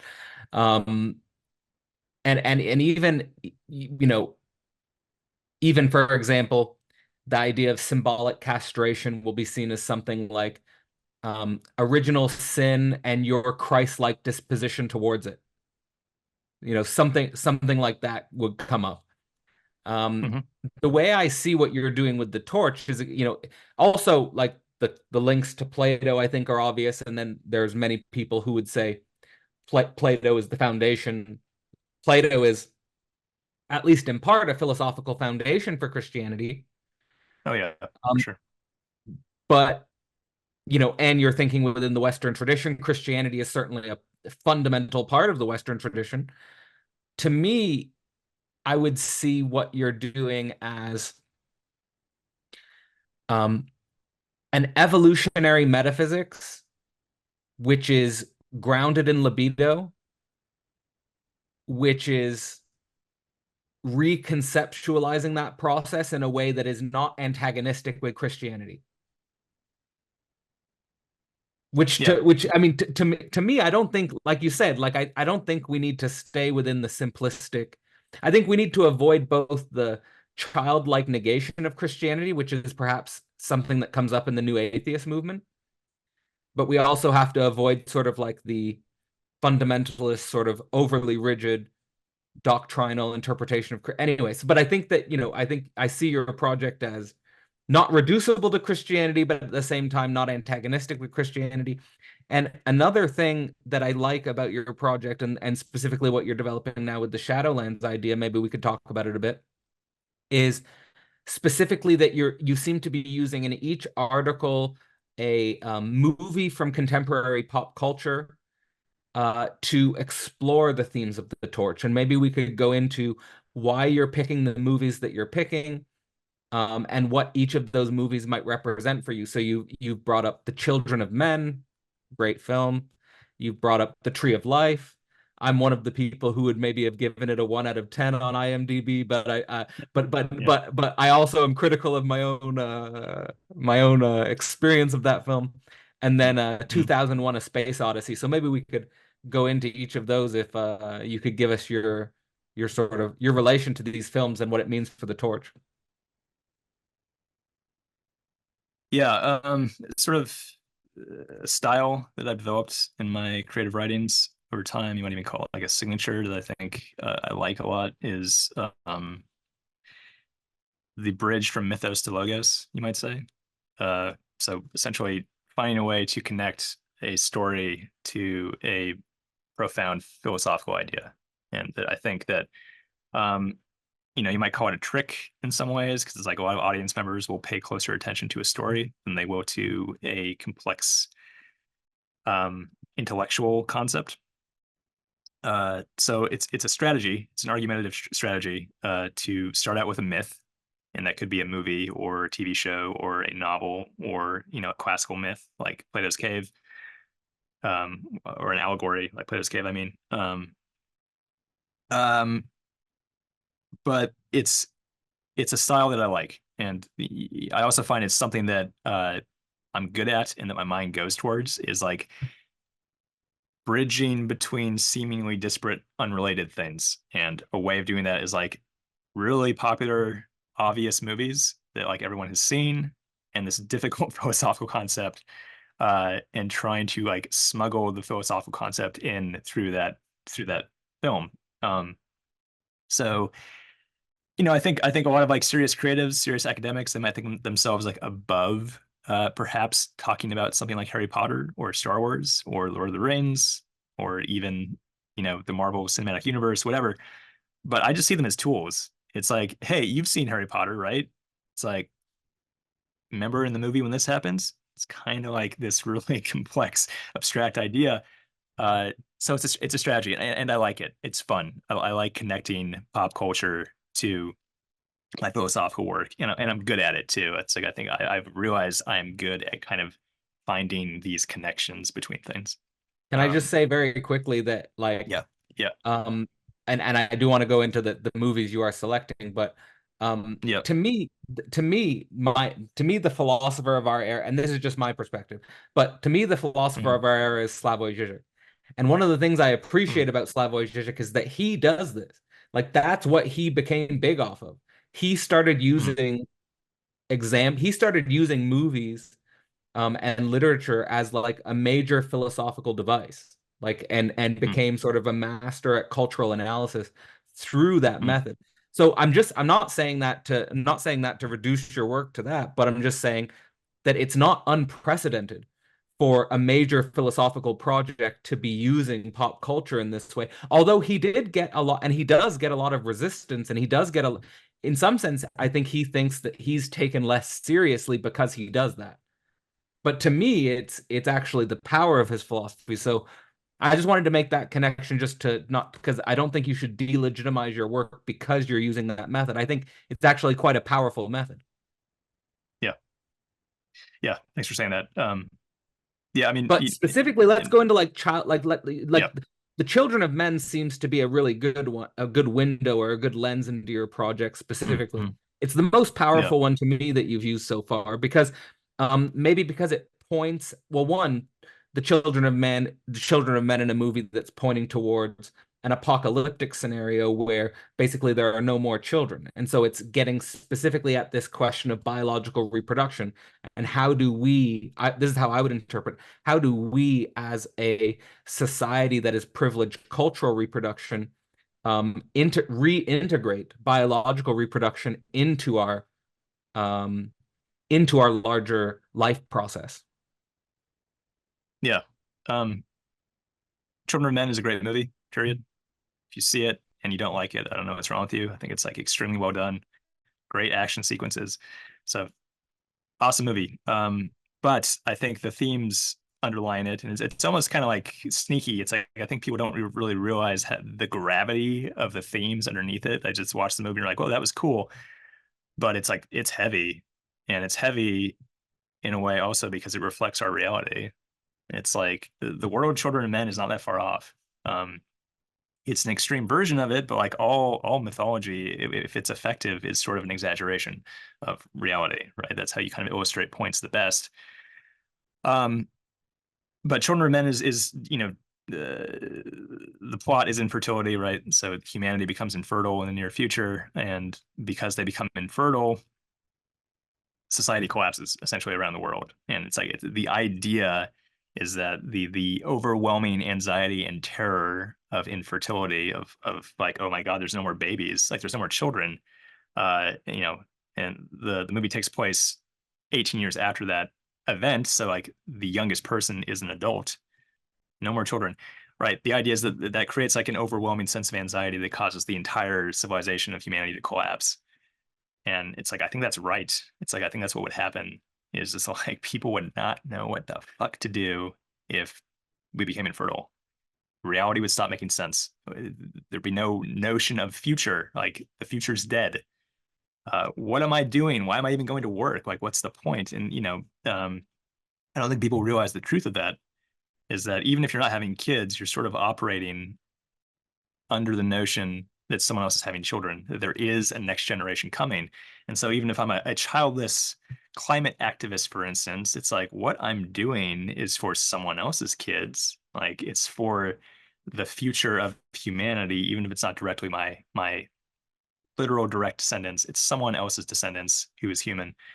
And we live inside that. So Children of Men illustrates the torch really well by using a catastrophe with the torch, the snuffing out of the torch, to explore its themes, and that's why I think it's such a powerful movie, and and that's why I used it to start my series because I think it's the movie that most impactfully communicates the idea. Yeah, and I really like the point that mythology, if it's done well, is an exaggeration of reality. And so, of course, people will say, "Oh, well, we're not in a situation where we're not close to a situation where the youngest person alive is 18 years old." for example. Yeah. Which is an extreme exaggeration. But like the data that's always inspired some of my work is that when you look at developed nations, the reproduction level does drop below 2.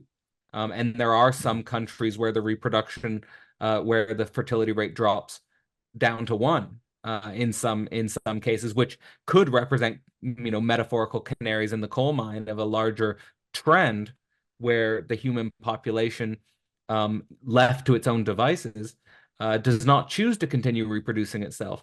So I'm not sure how deeply you've looked at those statistics, or how much those statistics have inspired your work. But there are more and more people commenting on the decline in biological reproduction. And I'd just be interested to know, has that impacted your work, and has that influenced some of your perspectives, or is this more coming from your own personal battle with these dimensions? These statistics about birth rate, I haven't explored them, let's say, as deeply as I could, maybe, but like it's a pretty explicit narrative in our culture. This is happening, and I don't think anyone is unaware of it. And especially if you look at the populations of some like Asian countries, especially like Japan, South Korea, it's like it's pretty alarming, like how quickly the birth rate's dropping. And I think my understanding is like South Korea, for instance, it's like at this rate, South Korea like won't exist in like 50 years. And it's like, obviously it won't happen exactly like that, where it's like, oh, the South Koreans will just disappear completely. It's like, well, no, probably not. But like, still, it's like the rate at which this is taking place is alarming. And 50 years is not a long time. It feels like a long time, like it is like a lifetime. But as far as human history goes, it's really, really short. So if you imagine the humans or humans' ancestors have been around for millions of years, and then it's like all of a sudden within a window of like 100 years, it's like, and like, it's like that's pretty alarming. What does it mean? So it's certainly inspiring to the work I'm doing. I think it's confirming that like this is an important issue. It's a real crisis that's going on, and it's somewhat controversial in liberal progressive circles. I think the idea of being like pronatalists, it's like, well, you can't, having children's bad for the environment. It's like people say this. Like my friend, I have a lot of friends who actually have this like position, who are just kind of like, oh, it's like, you don't want to have kids. Like there's too many people, overpopulation. It's like, oh, maybe have one kid, but like any more than that, you're a bad person. It's like, I don't agree with that. And I don't think people are thinking very deeply when they possess those beliefs. I think they've just sort of heard that somewhere and like they're reciting it. But yes, the dropping birth rate, I think, is going to present, it already is presenting a serious spiritual crisis. I think you can see the effects playing out through the world, similar into how it's affecting children of men in that universe. But like even in our immediate life, like I have a pretty wide social network of people that I've known since I was in middle school and high school. And, really like only a third of them have children. And like, we're like mid-30s, only a third of the people I know have kids. And it's like, that's alarming. Like, you might not think it's a big deal because like, well, the world didn't collapse, like everything's fine. It's like, but think 50 years in the future. What does it mean? Think 100 years in the future. Think 1,000 years in the future. Like, what does that even mean? What the fuck is going to happen? And then, even people who do have kids only have like one kid, maybe two, right? And it's like, that's not like two is replacement, one is not. So I think you have to look at those with clear eyes, basically, and say, like, this is a pattern that's kind of alarming. Is it going to continue? If so, we're going to be in something catastrophic is going to happen if this continues. Maybe this is just a pendulum swing of like, oh, don't have children. Wait, maybe you should have kids. Let me swing back to a place of balance. It's like that's possible too. But absolutely, I think it's alarming, and like it needs to be looked at and examined and say what are the patterns that are leading to this. Well, I don't know if you've studied the work of Simone and Malcolm Collins, but I've had them on the channel, and I've talked to them about the Pragmatist Guide to Crafting Religion, and they're explicitly pro-natalist. And of course, they get, well, I don't think they just get coded as right wing. I think they also identify as right wing. But it's remarkable that the left and the right political spectrum has become coded by pro and anti-natalist, in the sense that, like, there are, like you said, a remarkable number of, and in all my experiences, the people who say things like you shouldn't have kids because of the ecological crisis are overwhelmingly coded as left-wing and identify as left-wing, or at least are leaning in that direction. So again, the way the Collins describe it is the relation, and I find their categories helpful, even if, even if I, and I also find their project of the cultivars an interesting one. I find it to be, also something that could be thought interestingly in the context of your torch metaphor. But the language that they use is that there's a global, you probably know, but there's the global monoculture, which they consider to be an infertile death drive. And then there's the possibility for particularist cultivars, which re-establish a multiplicity of new civilizations. And they think that the global monoculture is just going to become extinct because it just won't reproduce itself. I think there's a more complex pattern at work, in regards to the relationship between these two categories, but I do see these two categories as useful to work with. Yeah, but it's always shocked me that how quickly people jump to an infertile political philosophy and embrace it and advocate for it. And then I also do agree with you that there's a spiritual crisis where you already do see symptoms, maybe perhaps especially in men, like you see in the children of men. Like, for example, people who just live sort of like the way you describe the main character of the children of men as this drunk guy who's just trying to like forget that he's alive and just walking and wandering through life, so he can ignore all the chaos that's going on around him. I think there are a lot of people that are choosing that path. So it's sort of like this symptomal landscape that's appearing, and well, it's not really a question there, but definitely be interested to know your take on all that, what I just said. Yeah, Simone and Colin. I actually knew Simone. She's from my hometown, and we were friends, sort of. We knew people. We had mutual friends, but I'm aware of their work. The notion of like the infertile death machine. Those weren't your words, I think, but the term the Death machine drive. is one I keep using. Death drive, sorry. But that's kind of the monoculture is one of like the machine, basically, which is sort of like this weird sort of entity that's kind of like the cultural matrix that's kind of like, using people as cogs to perpetuate its own weird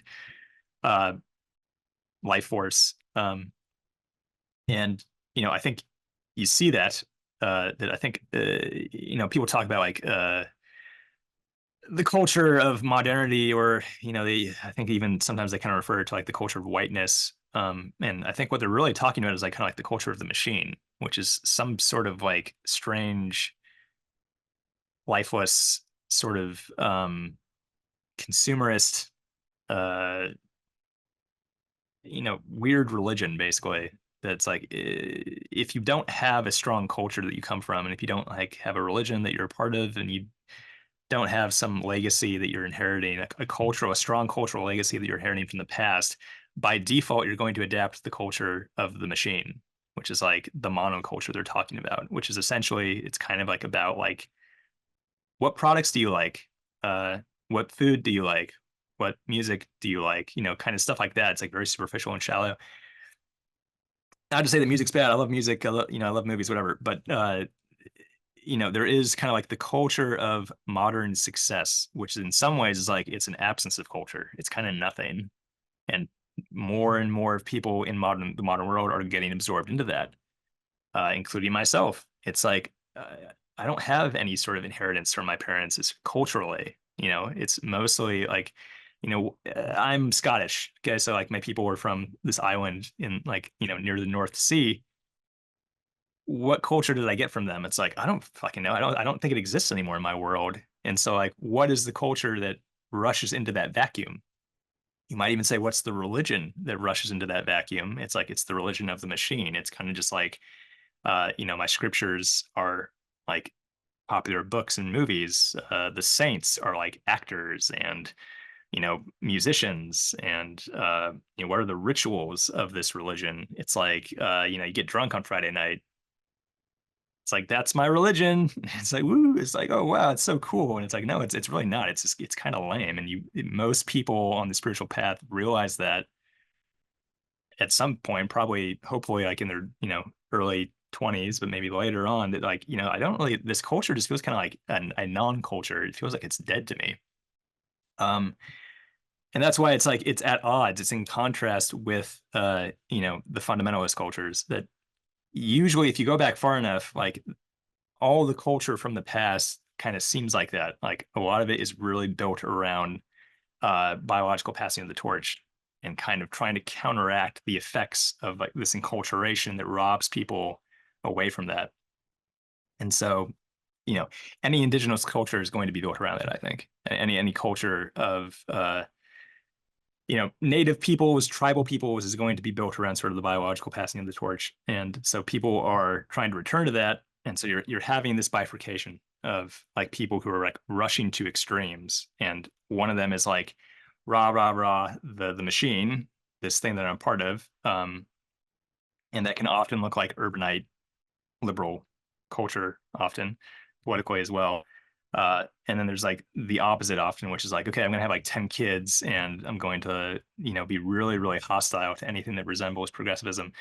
And I'm going to like sort of return to a more primitive, let's say, religious state that's like gonna make me very conspiratorial and skeptical of anything that's produced by the machine, et cetera. So yeah, that bifurcation happening, I think. And I think you even see it in your own friend groups. Like I see it in my friend groups that like there's a bifurcation that's happening between people who I would say are kind of like going full woke. And that term's kind of annoying, but like I think it describes something real. There's like full woke people that are kind of bifurcating away from people who are having children that I know. And it's like they're like having less and less in common as time goes on. And it's unfortunate because it's like really there needs to be like a bridge. Like you need to have like the shaman with like the reproducers. They need to be in the same tribe, but instead you have a split that's like, oh, shaman go that way, everyone's having kids go that way, and like they'll just get into their own vortexes, which I think is unhealthy. I totally agree, although I'm not sure if I would call the woke culture a shamanistic culture. But yeah, sorry, playing on different ideas kind of at the same time. No, they're all sort of I know what going you're through my I head, know but what you're I know what you're pointing at. I know what you're pointing at there. yeah, I yeah, think that I think the Collins would see the global monoculture as the progressivist woke culture. yeah, And they would, and then they would see the tradition, the traditional reproducers as trying to invent cultivars as defense mechanisms. Um, but I guess you're kind of getting at like why I, I'm trying to throw, not trying, I'm definitely not against their project. I would even say I'd like to support their project, but I also think that it needs to be philosophically complexified and enriched specific. And in my conversation with them, I say that like um I try to point towards the fact that the progressive global monoculture is not as much of an enemy as they make it out to be. Um, and maybe there's a possibility of dialogue there that actually is quite beneficial for their project. But what I'm going to try and get at with you here is um, this idea that, and this idea you express very well, we've all been unrooted. Like your background is Scottish, and how much of that Scottish cultural and religious background really do you still have now? And there's just a vacuum and a void where a new culture and a new religion rushes in, like you expressed. For me, that would be my dad's Welsh and my mom's English. And then everyone is kind of being uprooted in this similar way. And I'm kind of skeptical that we can go back. Like I feel like there's an irreversibility of the process that's unfolding, and that irreversibility is leading towards and pointing towards a global world, where people are going to be moving around a lot more, and we can interact with everybody instantaneously, and that was never possible before. So there is going to be the creation of a totally new way of living. But the question is just, what is that new way of living? And is it just reducible to the shitty pop music and drinking on Friday night type of culture? You know what I mean? Like, but I don't think there's Yeah, a yeah. going back. I think the question is an imminent creative challenge, that we have to create something different.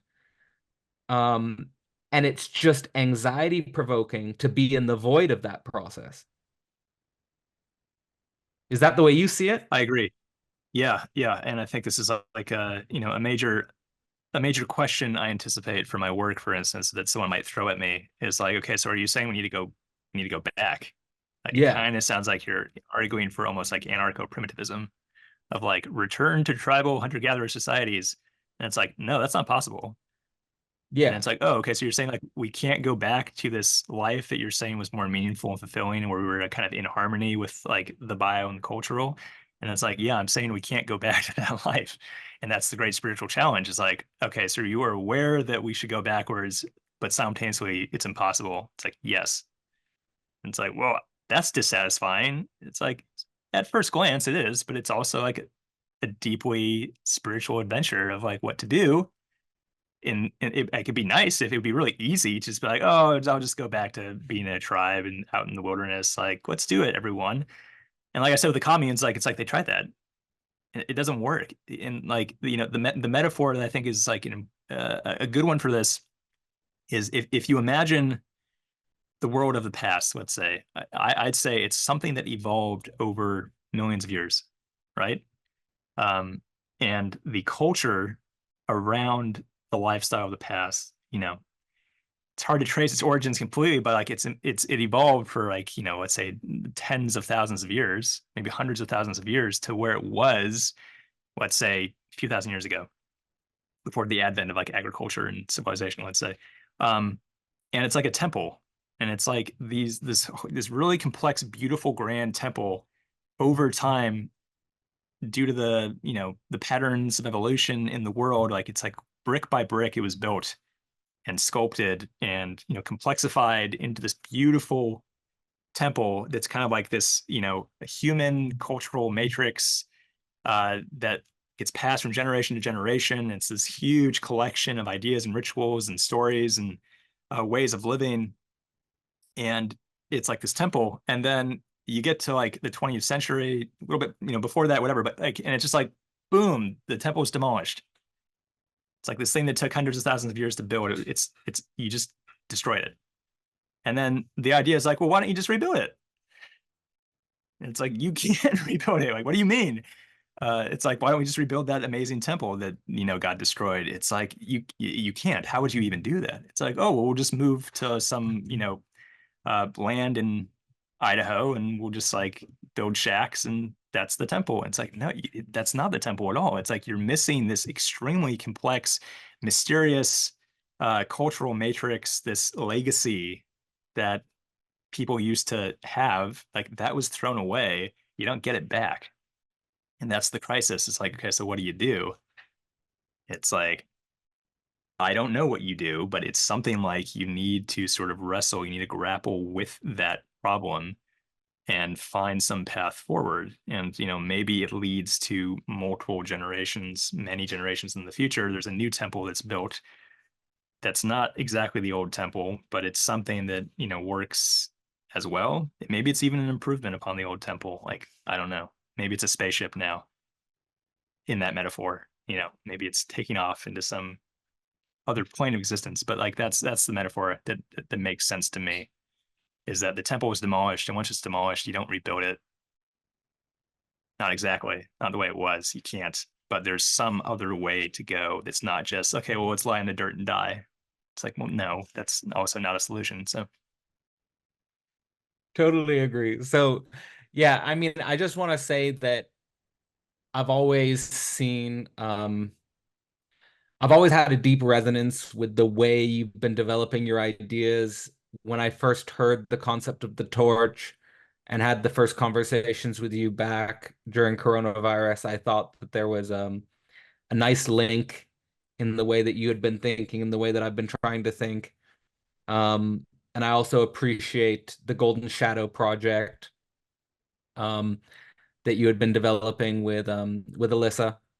And I also appreciate Alyssa's work. She's going to be in the portal next week. So yeah, I just want to get send do whatever I can to continue supporting that. So I've left a link in the I'll leave a link in the description, of course, to your Torch series, which has been really the motivation for this entire conversation, as well as whatever other links to your work you can share with me after. And maybe just as a final thought, is there anything that you'd like to point listeners towards, or anything you would like to also add to the concept of the torch that might help people when they approach your work? Yeah, just as a sort of final reflection. Yeah, the series I'm working on, Shadowlands, it's going to be a pretty thorough exploration of the torch, what it means, what are its properties, how does it affect our life, and also, what is happening now in our modern existence, and how does the torch relate to that, and like what can we do about it? So the series is going to explore that, and it's something that I'll be working on for probably like about a year. And that's like it's the main focus of my work. It's something like I feel like I need to get out of my system. It's been building up for over a decade, and like I need to put it into reality, and that's pretty much what I'm focused on entirely. So anyone listening, like follow along, participate in it, leave comments, have a discussion with me. I want to make this a sort of participatory project, a community of philosophers and artists, and to kind of like create that bridge that we keep alluding to, which is like between the people who are, let's say, having lots of children and the people who are like these serious creators. It's like there's a bridge there, and I'm interested in holding space for that bridge, and that's what the project is about. So I hope people will check it out. All right. Well, everyone, this has been Arran Rogerson discussing the torch. Thanks for everyone for tuning in, and have a great evening. The next Philosophy Portal course focuses on Hegel's philosophy of right, a text which represents Hegel's most mature political notion of rights.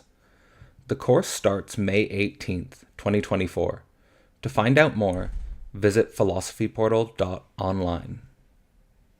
Hegel's philosophy of right approaches a science exploring the political tension between will and world, as well as their collision into family, community, state, and world spirit. The course runs through May and June, with the first class starting May 18th. There will be 5 lectures and discussions hosted by myself, Cadell Last, as well as 2 exegetical reading spaces with philosopher Dimitri Kroimans. You will get access to these courses for a lifetime, as well as an invitation to participate in a student-led conference and the opportunity to submit your own publication for a student-led anthology process. To learn the foundation of Hegel's mature political notion this May and June, sign up now at philosophyportal.online, and I hope to see you on the other side. Philosophy Portal also focuses on publishing community works. We have so far published Enter the Alien, inspired by Hegel's Phenomenology of Spirit, and Abyssal Arrows, inspired by Nietzsche's Thus Spoke Zarathustra. To find out more, visit philosophyportal.online. You can also find my solo books, Global Brain Singularity, focused on the relation between humans and technological singularity, Systems and Subjects, focused on the relation between general system science and continental philosophy, and Sex, Masculinity, and God, a trialogue about sexual energy and theology. You can find all of these works at philosophyportal.online.